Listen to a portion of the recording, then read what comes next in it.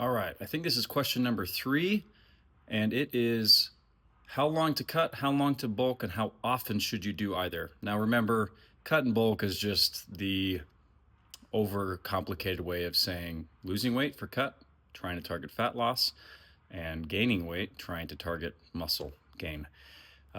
So it all depends on what your goals are. If you are trying to lose a significant amount of weight, your cut might take years. If you're trying to lose just a few pounds, your cut might still take a really long time unless you're impatient and you want to do it faster. So there's a lot of complexity on the lengths for a couple different reasons. We'll start with the cut and why.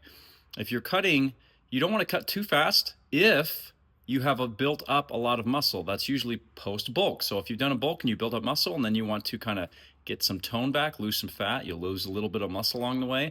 The key there is you don't want to cut too fast, because if you're going to be cutting and losing more than about 1.5 pounds, 2 pounds a week, the percentage of muscle that you are going to be losing is higher. So you don't want to be losing much more than 1.5 pounds to 2 pounds a week. And even that's tough. Like I'm making that sound like it's easy. That's hard. You can go above. I have. If you do that percentage, which is ideally losing 70%-ish, 60 to 70% of fat, and 20 to 30% is going to be muscle. As you start to get above that threshold of 2 pounds, that percentage starts to balance out. You start to have the fat drop into 55, 50, and then you have that muscle start to climb up 35, 40, 45, 50, and you don't want that. So that's important on the cut. On the bulk, same deal. You don't want to gain too much weight each week, because more and more of that's going to be fat. Now, you're going to gain fat when you bulk. You're also going to gain muscle if you're pushing really hard at the gym. So you also want to do that slow. You also don't want to be gaining 5, 6, 7 pounds a week. Some people do it and it works for them, but those are kind of the thresholds. And now how often depends on what your goals are. If you're happy with how you look and you're happy with how strong you are, you don't need to cut or bulk at all. You just maintain.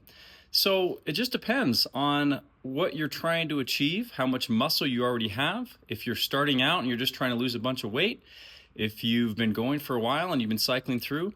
Now that I've kind of gotten to a routine, for me personally, I'm getting to a point where I have 1 cut a year and 1 bulk a year.